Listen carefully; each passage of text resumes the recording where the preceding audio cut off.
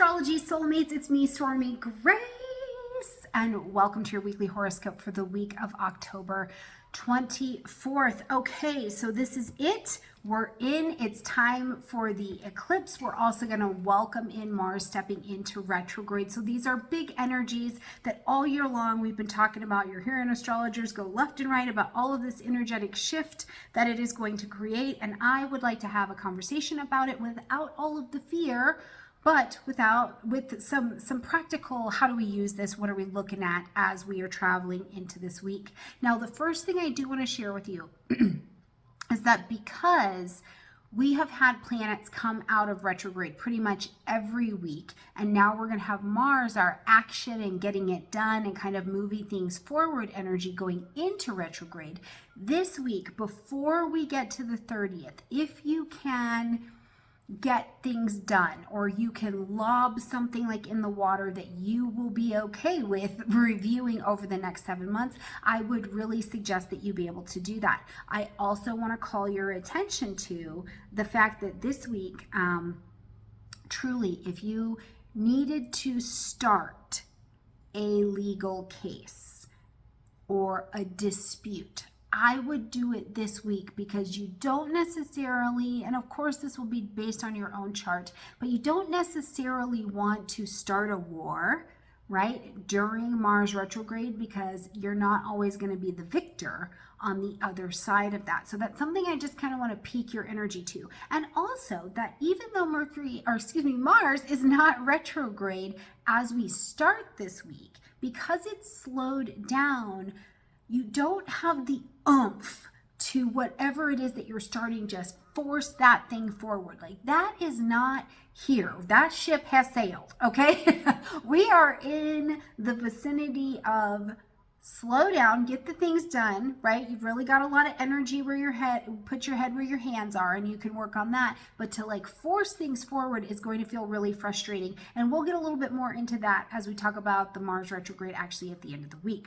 So let's get in here and talk about what's going on. So first things first, on the 24th, as we're coming in, remember, we have welcomed in the deliciousness of Scorpio season. So we're coming into this week with some depth behind us, some willingness to explore the mysteries of what's next, but we're also coming into Scorpio season having been, first of all, looking at a review of Scorpio season from last year.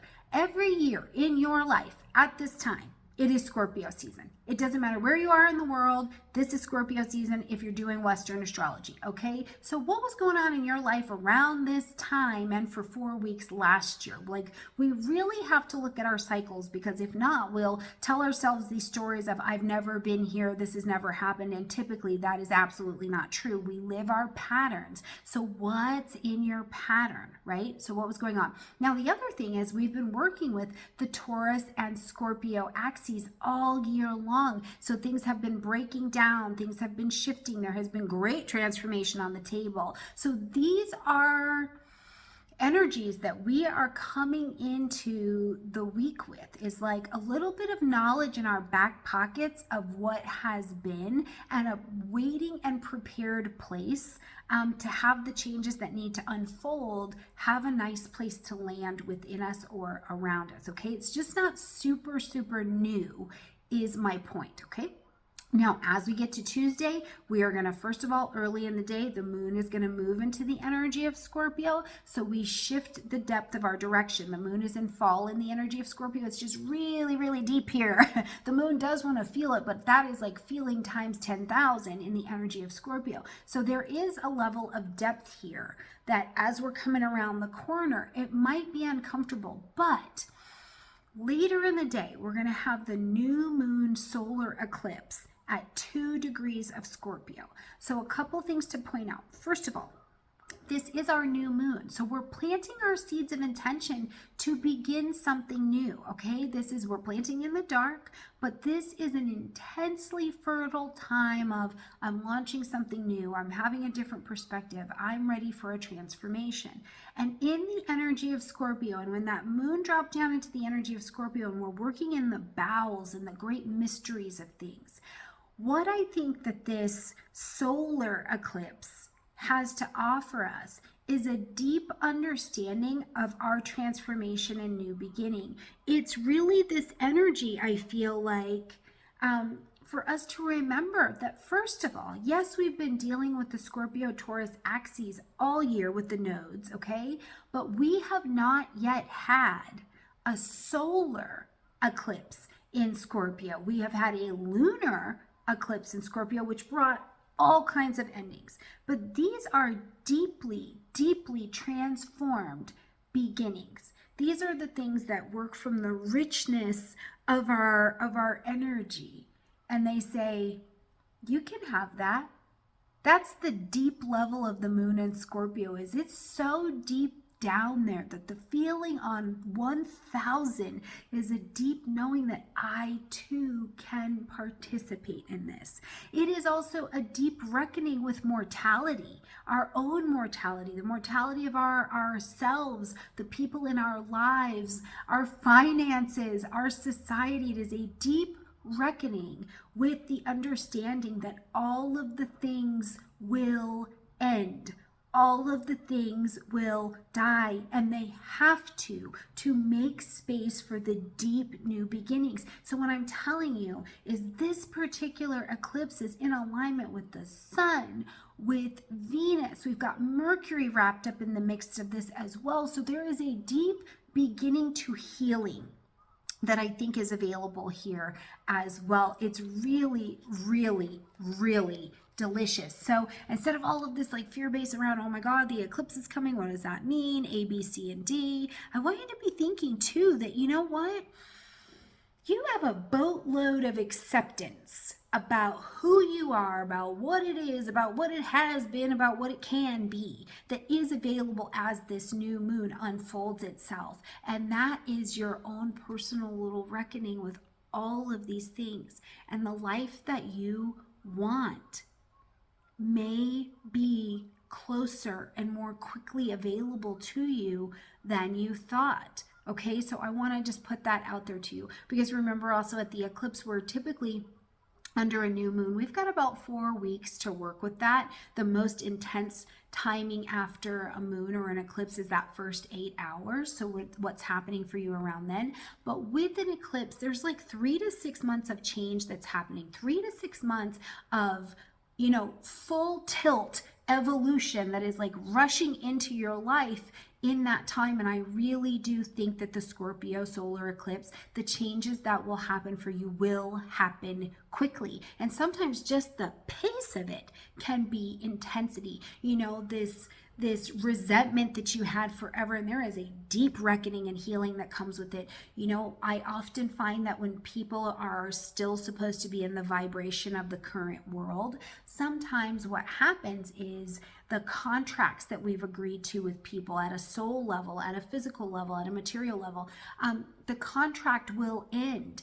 And it creates a deep, quick, intense reckoning. You know, you've been taking care of that parent, you've been taking care of that pet, you've been taking care of this business for a long time, and now the contract has ended so that you or they can move forward. Everyone is released to the intensity of their next mission. So these are concepts I think are absolutely available, but also being in connection with this Venus energy. I do ask you to stamp back to October of 2014 when we were seeing this moon Venus interaction happening in your life before.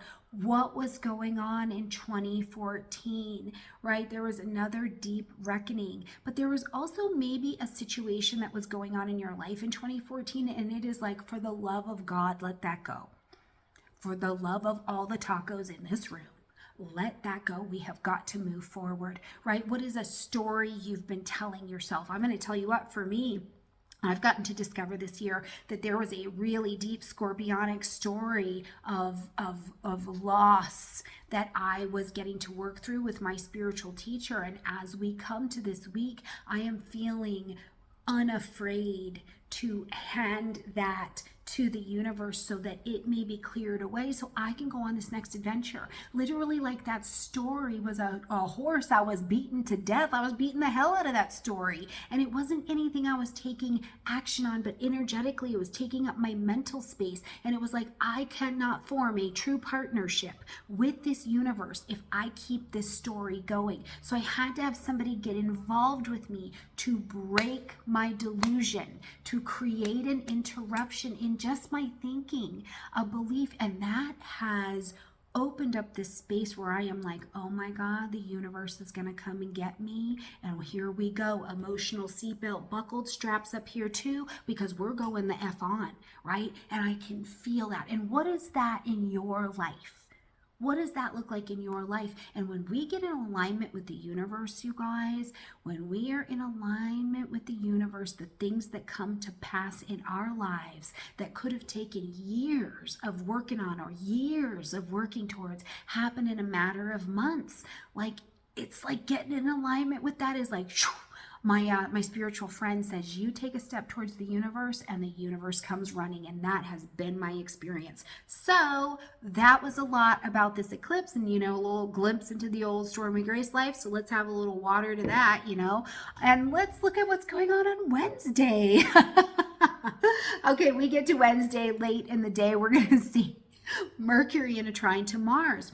Oh my God, I didn't even say anything about that.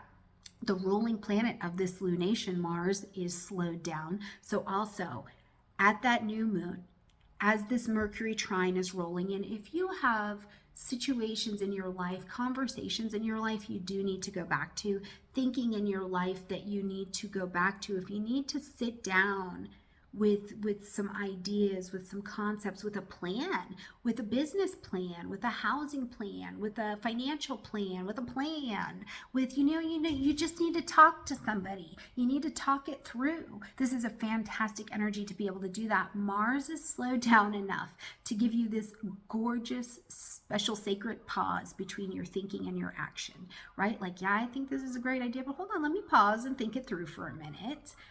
Maybe talk it out with somebody, or I've got this plan and I don't think I've ever been thinking like this before in my life, and I feel it, but how do I actualize that? This is a great energy with Mercury and Mars in this trine to be able to do that. I also think that it is fantastic for the alignment of the mental and the physical energy that it's going to take to get it done. You gotta have some stamina to be a human.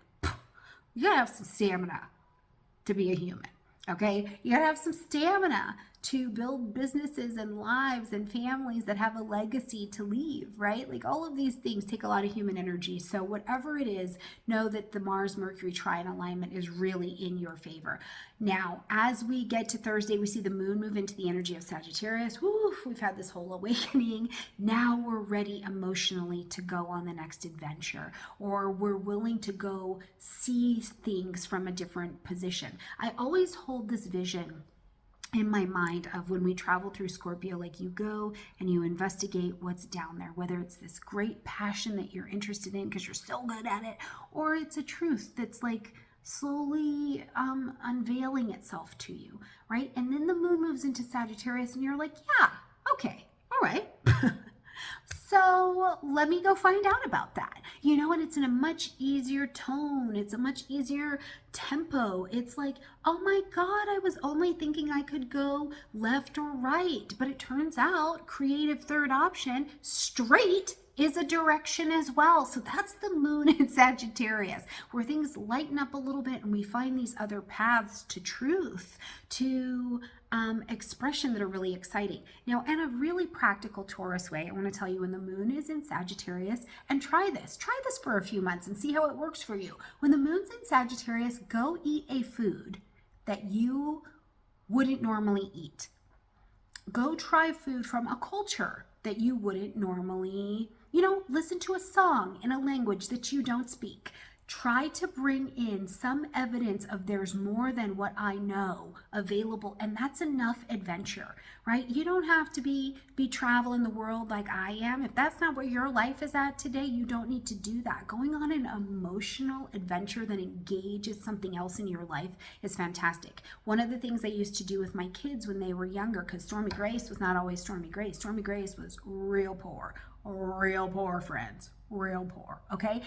I used to go to the library and we would check out these CDs. Oh my God, is that even a thing? So we would check out these CDs of music from different cultures, and the girls and I would put them on and we would dance. And it was a cheap way, because that's what I could afford at that time, to bring a different experience, that there's more than just what we know into our lives. So if that is something that resonates with you, try it. We've got YouTube today. You don't have to get CDs. Just try YouTube, okay? All right, later in the day on Thursday, we've got Mercury now in a square to Pluto. So we're challenging our own thinking. We're challenging our structures. We're challenging some things that have come into our reality. Okay, so first of all, I think that Mercury, Pluto, they're both fresh from a retrograde. They're just fresh out of the clink, you can be misunderstanding something, or someone can be misunderstanding you in some way. We're all on this mission of progress, but there's like a misunderstanding. I have always thought this way about a political party, and I have been willing to minorly investigate something different in a different political party. Or I've always thought something about this particular race, or I've always thought something about this particular culture, and I've minorly started to investigate that. I've always thought this about my family, and now I've minorly been willing to investigate a different truth, and I am in the heat of misunderstanding here. I don't like it. It is pushing on me. This is really challenging my change of pace. And so what I would tell you is on Thursday, later in the day, if you're finding yourself you're locking horns with some kind of challenge that is presenting itself, or you feel like something is being represented to you and it's not really what it is, give this a little bit of space. Give this a little bit of space. And I will ask you, I like to track the patterns, flash back to April 10th.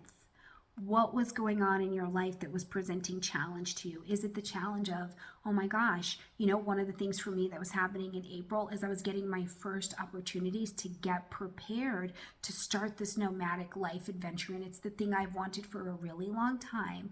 But some of the process of how to get there and some ideas that I had were really challenged around that time, and I thought I was going to be whipping and zipping, you guys. And the whip and zip is let me tell you here in October, the whip and zip that I have today was not available in April. So there were some different truths and realities that were coming up. It will pass. That's my other message here. This will pass. Slow down, give it a few hours, maybe even give it a day. Give yourself some space to explore truths and information that have not been readily available for you, and now you're in them. And give yourself some time to expand in that information, okay? Later in the day, on Thursday, we see Jupiter sliding still in retrograde path, but back into the energy of Pisces. And I think this helps the whole exploration and new truths that are advancing forward quite quickly this week, because Jupiter sliding back into Pisces, first of all, you've seen it. You have seen this. We have had Jupiter do its, next tour that it has done in 12 years in this area of your chart. So some expansion of your ideals, some clarity around your wisdom in the Pisces areas of your life, some expansion of your spiritual life, some expansion of what you now know to be a delusion, or at least you're peeking your head out while Jupiter is continuing its retrograde back into Pisces, that you're like, that might not be true. Now, in a global way, right? Jupiter's one of our social planets, so no matter where you live in the world, I think that Jupiter's transit through Pisces made us all go, wait a minute, is that true? Hold on. I'm not saying it's not true.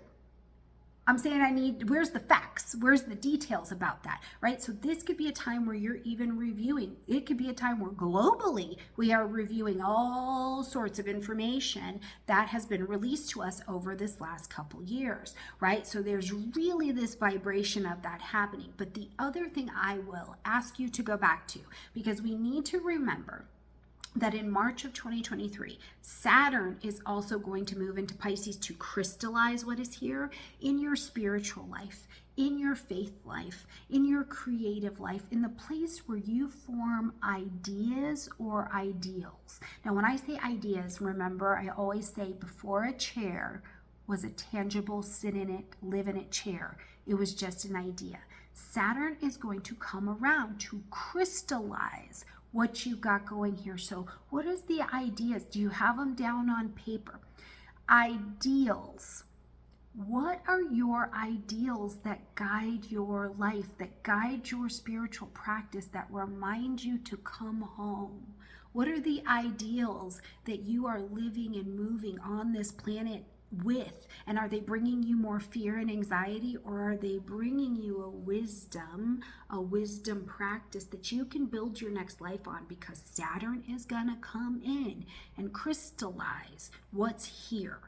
Okay, it's going to bring some actuality to this energy. So what is the wisdom that you've seen as Jupiter is going back here, where you're like, listen, I promise you 6 months ago, 7 months ago, I thought this was trash. Or, you know, this is a great example. Let me share this with you in terms of, let's say, relationship, right? And you thought, oh my God, absolutely not.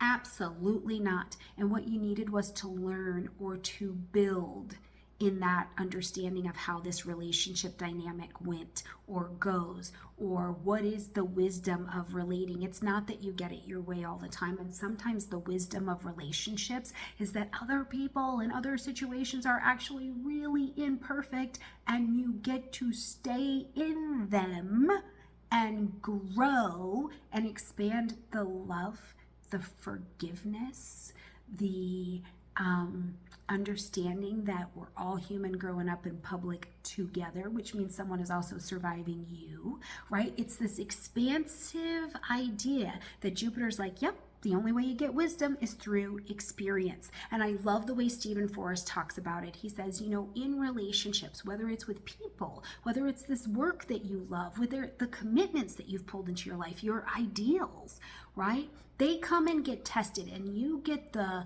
wisdom periods. And the wisdom is when you are in it, you're getting the experience, you're rubbing against each other, you're rubbing and grinding against that idea, and it's reshaping you. You are growing, you are stretching, you are likely really effing uncomfortable, right? And that goes on. And then there's peace.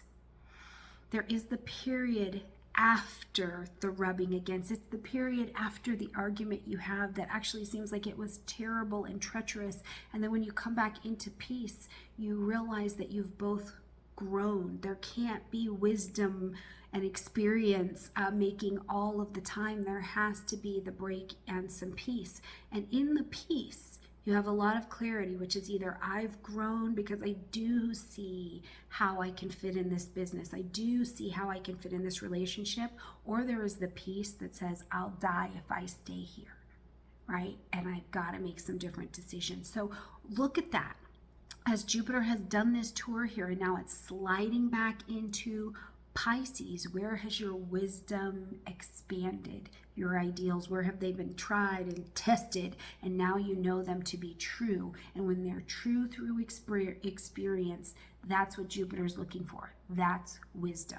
Okay, when we get to Friday, we're going to just be living off of all of that wisdom, because we'll see Jupiter come out of retrograde late Thursday. So we'll still be reeling with that on Friday. On Saturday, we're going to see the sun move into the energy, the moon move into the energy of Capricorn here. So we're getting a little bit more solid. We're becoming a little bit more reserved. You know, what do I need to do emotionally to achieve? Where do I need to delegate? Where do I need to be in charge of my emotional management? You know, managing my emotional intelligence, things like that. But I also think too, when the moon gets into Capricorn, I apparently have to have some water to talk about this, but when the moon gets into the energy of Capricorn, it really is maybe maybe this is an earth sign perspective, but this energy of like, what do I need to do to be stable? What do I need to do to have structure and stability? You know, sometimes the question is, where do I need to grow up? Where do I need to accept that someone else in my life, for us to participate, has to grow up? But here's the love of Jupiter and Pisces as the moon moves into Capricorn that I think about, because this forms Pisces Capricorn forms this interesting sextile-ish aspect, right? Like they are compatible energies. It's earth and water coming together. And so it's this deep, deep soul question of how and where can I make enough space in me to be okay, to be healthy, to be big, to be wise, and to be okay and love you when you are the worst version of you that I find unacceptable. I find you unacceptable because I think you need to be a certain way for me to be happy. That's my world, that's my children, that's my relationship, that's my job. Like, where can I be okay and still really love you and make space when I find it to be unacceptable, which doesn't actually mean that it's wrong. What gets to rise and awake and mature in me emotionally to understand that whether I like it or I don't like it, it's perfect. Now, the challenge with that is always, right? Capricorn's a cardinal energy. If I really, truly don't like what I'm seeing and I find it that unacceptable, I find it that objectionable, what am I going to do? Right? This is an emotional, and sometimes we have to have these emotionally, we have to have an emotional attachment to it to make changes in our action. And sometimes the action is, I bring more humility to the table and I love you as you are, where you are, accept you with no changes. And sometimes the other way is, I can't grow anymore in these lessons and I have to let you go. I have to move on. I have to take an action here that brings change, right? So this is some stuff, my friends, but this is why we gather together, so that we remember that we're capable and we agreed to come do these journeys, right?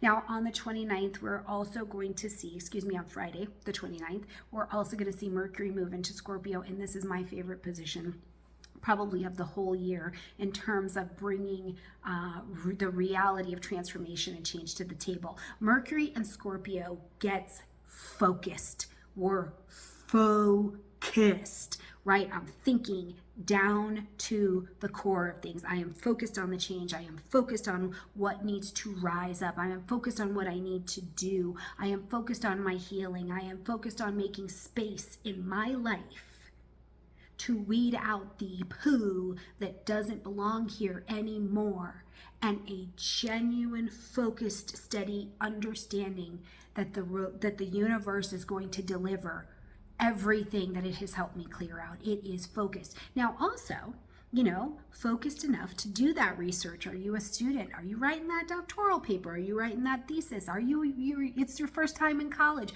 What are you studying that you need such a delicious, like driven, almost obsessive focus to get into it and to find the information that you need? Are you doing a personal inventory and you are having to get in there and see where selfishness, dishonesty, self-seeking, and fear have driven your life like crazy? Is that the level? Are you digging in yourself for that song that is going to hit the microphone, and it is going to come up and it's going to be this deep welling of joy and expression? What are you focused on? Now, in other practical, easier, less dramatic, I really wonder if I am supposed to be a Leo rising. I am in Vedic astrology. I am very dramatic, it turns out.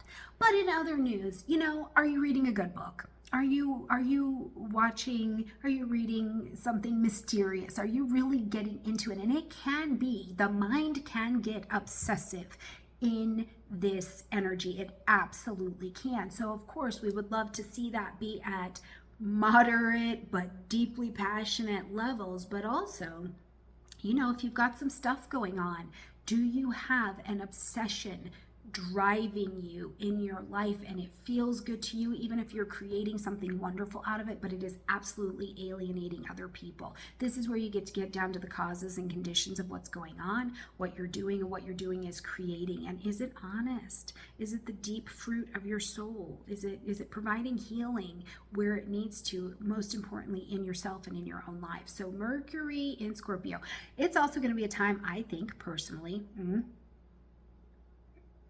in the world, we're going to have a conversation about where this money situation is going. I'm not going to get into it here. That's a whole other side of me that I'm sure you guys will meet sometimes, but we're going to start having some global money conversations, and there's going to be some revelations about what I think is really up, and that is nothing to be fearful of. It is things to be focused on. We're going to have conversations, more and more conversations coming up around food, right? You control the food, you control other things that are going on. So these are things that even externally, in terms of societal things, will bring change to the focus of your conversation and what you're paying attention to. All right, now as we roll ourselves over here, or the universe by time rolls us in to Sunday, we are going to welcome in this Mars retrograde. All right, cheers to that. And I don't do drugs, but I have a lot of water in really cool cups. Mars retrograde, our planet of get up and go, has gotten up and went. Our energy to just blast something forward is not there, right? We are going to have to step forward once, step back twice. It's a lot of the dance when Mercury is, and when Mars is in retrograde. Okay, now Mars is going to be in retrograde in the energy of Gemini. So first and foremost, the question I have for you is, who is in your network? Gemini is a networking energy. It is a social network. It is the network of your body. What do you need to do to calm your nervous system? What do you need to do to calm the systems and the networks in your own body to make sure that they are vital, they are fed, you understand how your body and your system works, that your body is a partner, it is not a slave, right? But if you're not having that conversation and you don't have a body that trusts you in your partnership, we've just come out of Libra season, what do you need to adjust in terms of your action? If you can't have sugar anymore, there's a mental thing that comes with that, but that may be the action that saves your vitality, right? If you're pushing your body to work out too much, and in your network of how things are firing, that's not working, if those adrenal glands are blown out, right? These are things to look at. If you're not moving enough, that may be a part of the internal network. But also, who's in your network of people that are speaking into your life, that you're learning from, you're conversing with, you're getting information from, you're sharing, you're teaching information to? What are you reading? What are you consuming in terms of information? There's a lot of noise on the internet. There's a lot of noise in the world. Is there a lot of noise up here so you can't even hear your own breath?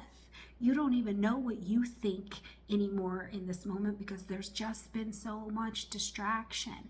This is going to slow us down. Now, also in terms of contracts, projects, expecting those to just be moving forward in this next 7 months, I think is really unrealistic.